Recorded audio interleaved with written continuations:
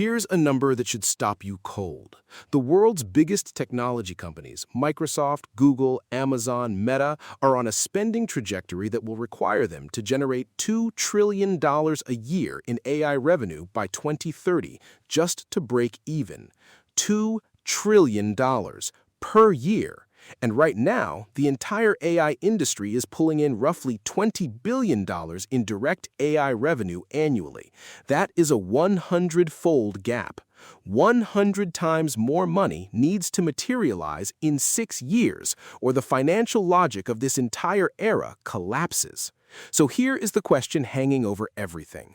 Are we witnessing the greatest technological transformation in human history, or the most spectacular misallocation of capital the world has ever seen? Stay with me. By the end of this episode, you will have a framework to answer that question yourself. Welcome to Mindcast. I'm your host, Will, and this is the show where we take dense, complex research and turn it into something you can actually use. Today's episode is built on an in-depth research report titled The Second Digital Dawn, a comparative analysis of the Netscape Era and the Agentic AI Paradigm Shift. It's a proprietary analysis, not publicly available, but I've spent serious time with it, and I'm going to distill its sharpest insights in a way that is clear, honest, and genuinely useful. Check the show notes for everything I'm able to share. Here's the promise. By the time we're done, you'll understand exactly where we are in the AI revolution, not where the hype says we are, but where the evidence puts us. You'll understand why the transition happening right now is the equivalent of a specific moment in 1994. You'll understand what has to be built before any of the big promises can be kept. And you'll have 3 concrete things to watch for that will tell you whether this technology is living up to its potential. Let's get into it. Let's start with a history lesson. To understand what's happening now, we need to go back exactly 30 years. The year is 1994. The internet exists, has existed since the late 1960s. Universities and government researchers use it. But for a regular person, you need to know a programming language, navigate command line interfaces, and type cryptic addresses into a black screen. Powerful, but completely inaccessible. Then, in October of 1994, a small company called Netscape releases Navigator, and everything changes. It did one elegant, revolutionary thing. It created a visual, intuitive layer on top of a complex system and made it usable by ordinary humans. You could point, click, and navigate. The internet went from a specialist tool to something your grandmother could use. That abstraction layer, that bridge between raw complexity and human usability, is what unleashed the web. Within 5 years, the internet had transformed commerce, communication, and culture in ways almost nobody predicted. Now, hold that image, that bridge from complexity to accessibility, and map it onto AI right now.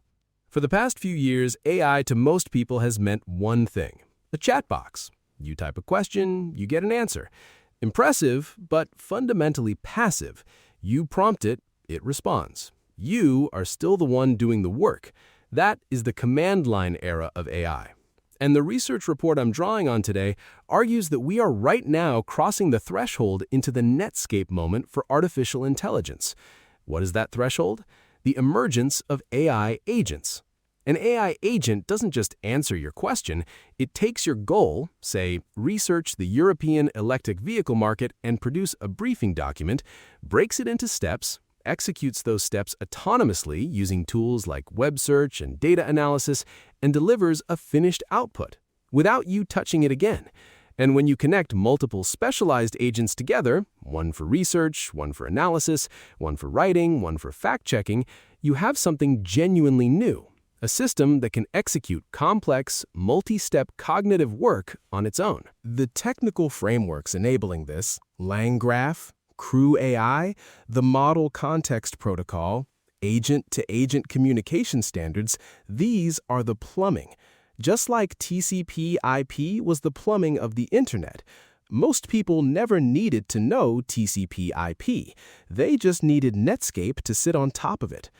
In 1994, Netscape abstracted the Internet. Today, Agentic AI is abstracting AI itself, moving it from a tool you converse with to an infrastructure that works for you. That is the Netscape moment. And the report is unequivocal. Its long-term economic and societal impact will equal or exceed the World Wide Web. I want to be careful here, though. Saying something is the Netscape moment is not the same as saying everything will be smooth or fast. The web had enormous growing pains, and so will this. Which brings me to the second big insight, and this is where things get sobering. Let's talk about what was not in place when Netscape launched. The Internet existed, but the infrastructure to make it useful? Almost none of it had been built. There was no SSL, no secure encryption, which meant no e-commerce. Dial-up was painfully slow. Search engines barely existed. Everything that made the web transformative, Google, Amazon, broadband, YouTube, had to be invented after Netscape. Netscape opened the door, but enormous construction had to happen before anyone could walk through it. Apply that lens to Agentic AI today. The report identifies the 1995 layer of AI infrastructure. First, Agent SSL. When AI agents start executing financial transactions, booking appointments, and interacting with other agents on your behalf, how do you establish trust? How does one agent verify another is legitimate? How do you stop impersonation? Right now, no robust cryptographic trust framework for agent-to-agent interaction exists. That needs to be built. Second, memory. Today's AI agents have a context window, a fixed amount they can hold in mind at once. When a task runs long, the agent starts losing track of earlier steps. For agents to handle truly sophisticated tasks, we need dynamic memory architectures, systems that let agents retrieve and reason over vast information histories without degrading. That technology is nascent. Third, discovery. When you need a specialized agent, how does your orchestrating AI know it exists? There's no search engine for AI agents yet. We need standardized agent discovery registries. These are foundational infrastructure gaps. And here is the critical point. The report parallels the solo computer paradox. In 1987, Nobel economist Robert Solow observed that you could see the computer age everywhere except in the productivity statistics. Businesses had spent billions on PCs. Productivity barely budged. The technology was real, but organizations hadn't restructured their workflows around it. The gains only materialized in the mid-1990s, a decade after the PC became widespread. And here we are today.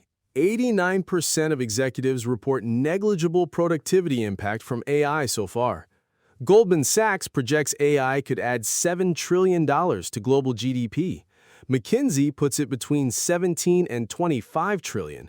But MIT economist Daron Acemoglu offers a far more cautious estimate, a cumulative productivity gain of just 0.5 to 0.667% over 10 years.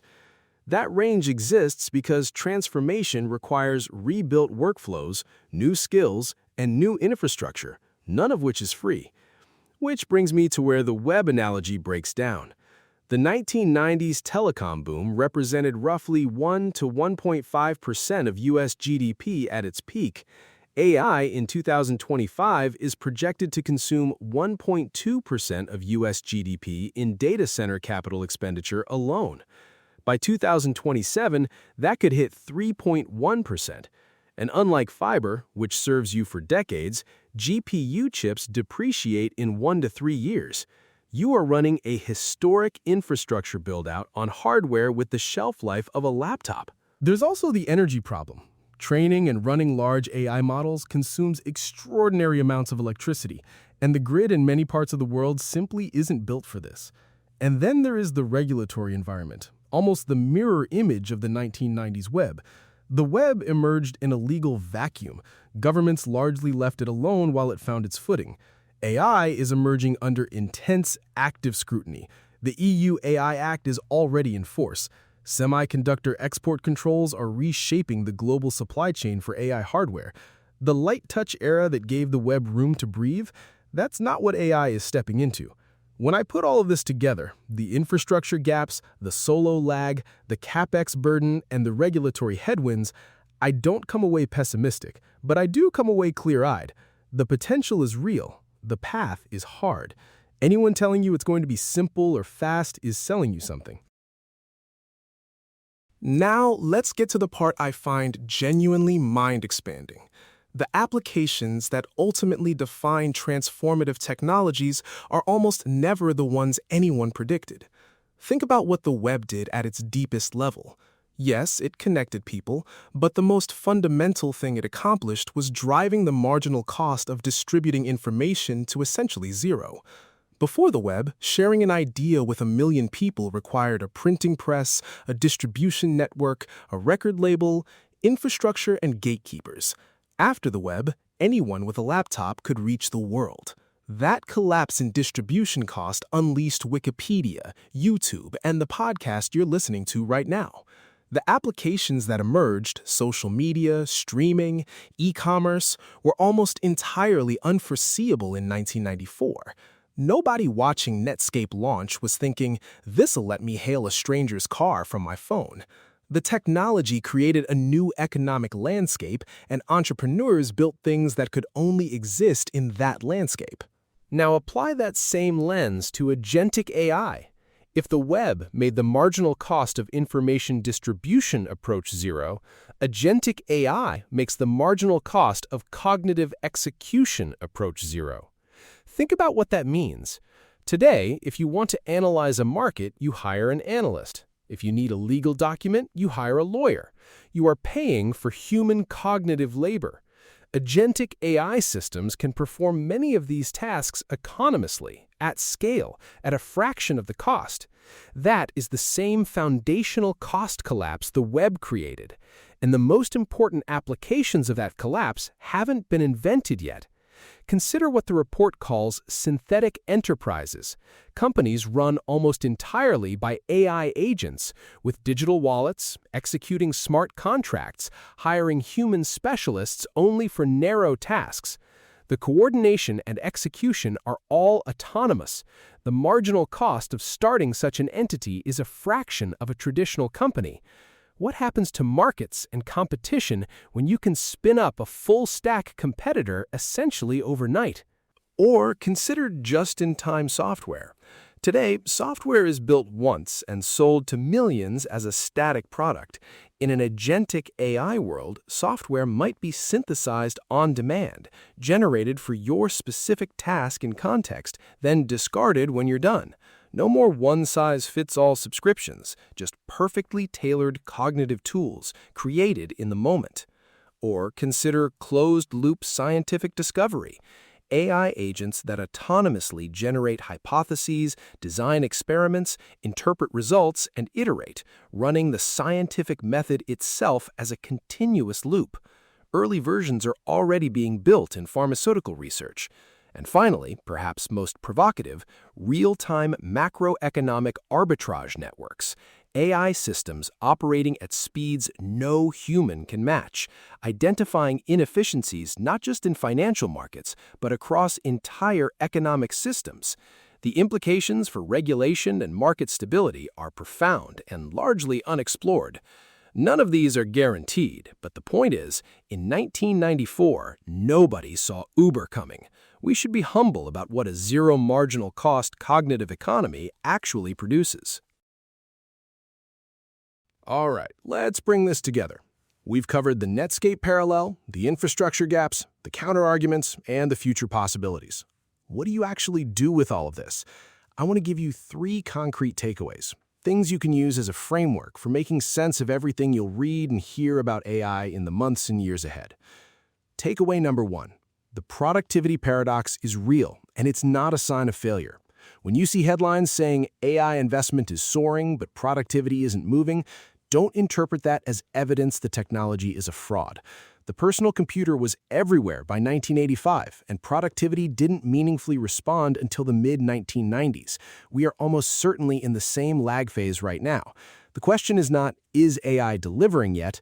The question is, are workflows, skills, and business processes being rebuilt around it? That rebuilding is what unlocks the gains. Watch for it at the organizational level, in how companies are actually restructuring, not just in what they're announcing. Takeaway number 2. Watch the infrastructure, not just the models. The AI conversation in the media is obsessed with the capabilities of the latest model, GPT-5, Gemini, Claude, and so on. Model capability matters, but the Netscape lesson tells us that what really unlocks a paradigm shift is the infrastructure built on top of the core technology. In the web era, that was SSL, broadband, search engines, and payment processing. In the AI era, it's agent SSL, cryptographic trust for autonomous agents. It's dynamic memory architectures. It's standardized agent discovery protocols like MCP and A2A. When you see robust, widely adopted solutions to these problems emerge, that's when the ecosystem is maturing in the way that actually matters. Not the model benchmarks, the infrastructure benchmarks. Takeaway number 3. Be deeply skeptical of any single forecast number, but take the directional consensus seriously. Goldman Sachs says $7 trillion in new global GDP. McKinsey says up to $25 trillion. Acemoglu says less than 1% cumulative productivity growth over a decade. These numbers are wildly different, and that range is itself informative. It tells you that nobody actually knows how fast or how widely AI will be adopted, how quickly the infrastructure gaps will close, or how severe the regulatory friction will be. What the range does not tell you is that the impact will be zero or that it's safe to ignore. The directional consensus that agentic AI represents a fundamental shift in how cognitive work gets done is strong across virtually everyone studying this seriously. Treat specific forecasts as rough fiction. Treat the directional signal as something worth paying very close attention to. The magnitude is uncertain. The direction is not. Here's where I land. The report claims that the transition from chat-based AI to agentic AI networks is the exact equivalent of the 1994 Netscape moment, and that its long-term impact will match or exceed the World Wide Web. After spending serious time with the evidence, I think that's directionally right. The historical parallel is genuine, not forced. The infrastructure gaps are real, but they are the kind that get filled when economic incentive is sufficient, and the incentive here is extraordinary. The counterarguments, CapEx, energy, regulation, complicate the timeline. They don't invalidate the thesis.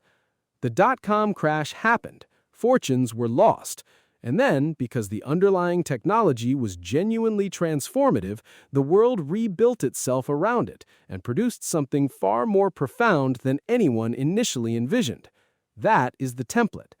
Understanding it, really understanding it, not just repeating the hype, puts you in a far better position to navigate what comes next. That's a wrap on today's episode of Mindcast. Thank you, genuinely, for spending this time with me. A quick reminder, the research report we drew on today, The Second Digital Dawn, is not publicly available, but I've linked everything I can share in the show notes, including related reading and public research covering similar ground. If today's episode gave you a new lens for thinking about AI, I have a small favor to ask. Subscribe to Mindcast wherever you're listening.